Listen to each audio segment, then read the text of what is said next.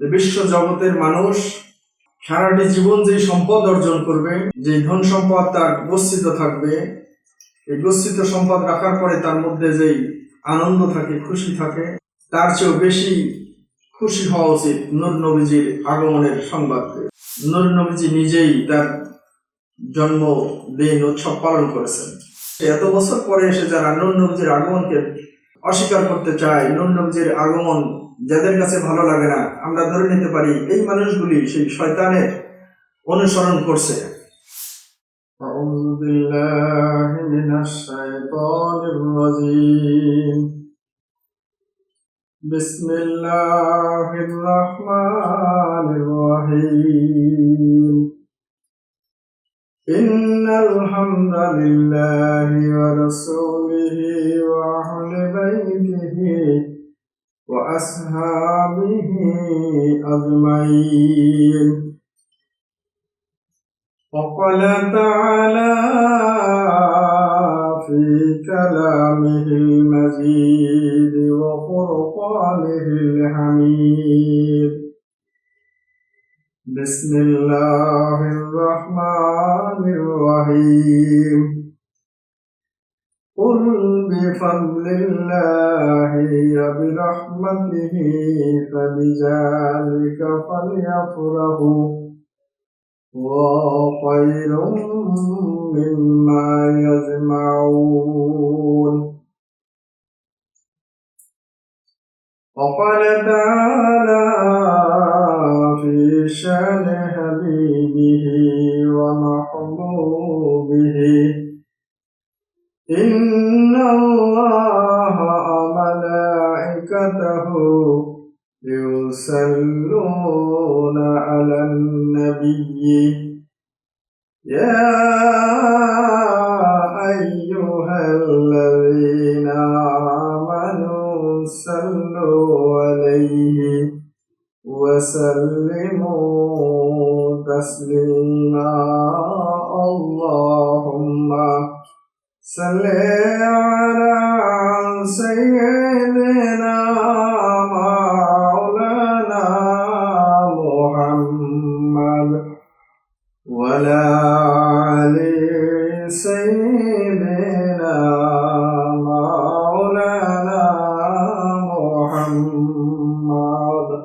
পবিত্র বাণী হাবিবে কারীমের উপর নাজিল করে বললেন, কুল, হে নবী আপনি বলেন, বিফাদলিল্লাহি, আমি আল্লাহর যত ফজল আছে, আমি রাহমাতিহি, যত রহমত আছে,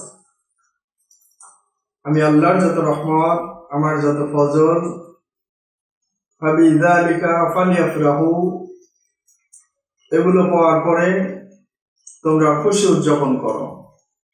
ওয়া খায়রুম মিম্মা ইয়াজমাউন, মহান রব্বুল আলামিন বললেন যে বিশ্ব জগতের মানুষ সারাটি জীবন যে সম্পদ অর্জন করবে, যে ধন সম্পদ তার গচ্ছিত থাকবে, এই গচ্ছিত সম্পদ রাখার পরে তার মধ্যে যেই আনন্দ থাকে, খুশি থাকে, তার চেয়েও বেশি খুশি হওয়া উচিত নূর নবীজির আগমনের সংবাদ পেয়ে। বলেন সুবহানাল্লাহ।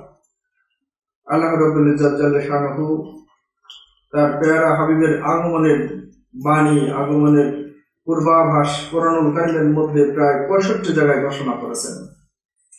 তারই প্রেক্ষিতে বিশ্বব্যাপী রবিউল আউয়াল মাস আসলেই আল্লাহর পেয়ারা হাবিবের মহব্বতের উম্মত নূরে মুহাম্মাদি আগমনের পূর্বাভাস স্বরূপ, খুশির সংবাদ স্বরূপ সকল সুন্নিরা, সকল মুমিনেরা, সকল মুসলমানেরা নবীজির আগমনকে স্বাগত জানানোর জন্য, প্রশংসা করার জন্য ঈদে মিলাদুন নবীর জুলুস করে থাকে, আলোচনা করে থাকে, মাহফিলের ইন্তজাম করে থাকে, তবারকের ইন্তজাম করে থাকে, মানুষদেরকে তবারক খাওয়ায় এবং মানুষকে সমবেত করে নূর নবীজির আগমনের বাণীগুলি, মিলাদের বাণীগুলি মানুষকে শোনায়।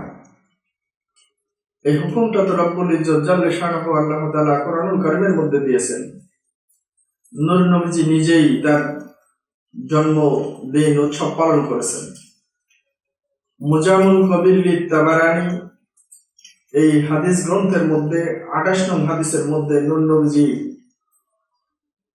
মিলাদের আলোচনা করেছেন। মা আয়েশার বর্ণিত হাদিস রয়েছে, ক্বালা মা আয়েশা রাদিয়াল্লাহু তাআলা আনহা আজমাইন তাযাক্কারা রাসূলুল্লাহ সাল্লাল্লাহু আলাইহি ওয়াসাল্লাম ওয়া আবু বকর রাদিয়াল্লাহু তাআলা আনহু মিলাদাহুমা ইনদি। আল্লাহর প্রিয় হাবিব এবং হযরত আবু বকর রাদিয়াল্লাহু তাআলা আনহু নূর নবীজি মিলাদের আলোচনা আমি আয়েশার সামনে করেছেন। সুতরাং হাদিস কারিমের মধ্যে অনেক প্রমাণ রয়েছে যে নূর নবীজি সাল্লাল্লাহু আলাইহি ওয়াসাল্লাম তিনি নিজেই তার জন্মদিন পালন করেছেন, মিলাদ পালন করেছেন। আজকে 1400 বছর 1500 বছর পরে এসে আমরা নূর নবীজির মিলাদ নিয়ে টানা হিসরা শুরু করে দিয়েছি। নবীর আগমনকে আমরা ভালোভাবে নিতে পারি না, নবীর আগমনে আমরা খুশি হতে পারি না।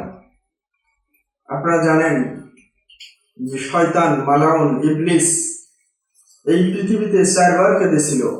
প্রথম কেঁদেছিল যেদিন আল্লাহ রাব্বুল ইজ্জত জাল্লা শানাহু তার হাবিবের শানে পবিত্র কালিমা শরীফ কালিমা তাইয়্যিবা নাজিল করেছিলেন। সেদিন ইবলিস কেঁদেছিল।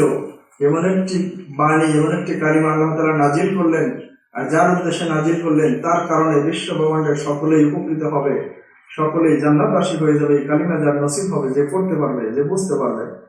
সেদিন ইবলিস কেঁদেছিল দুঃখে। আরেকটা দিন ইবলিস কেঁদেছিল যেদিন হযরত আদম আলাইহিস সালামকে তাজিম না করার কারণে, সেজদা না করার কারণে, আল্লাহর হুকুমকে অস্বীকার করার কারণে, অমান্য করার কারণে আল্লাহ তাআলা তাকে বেহেশত থেকে বের করে দিয়েছিলেন। তৃতীয় যেদিন কেঁদেছিল ইবলিস, সেদিন ছিল যেদিন ইবলিসের গলায় লানতের মালা আল্লাহ তাআলা পরিয়ে দিলেন। এই লানত তার জন্য কিয়ামত পর্যন্ত চলতে থাকবে।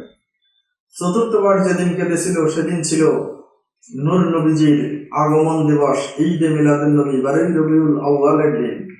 সেদিনও ইবলিস কেঁদেছিল যে আখেরি নবী পৃথিবীতে এসে গেল, আর তো আমার এই বীরত্ব থাকবে না।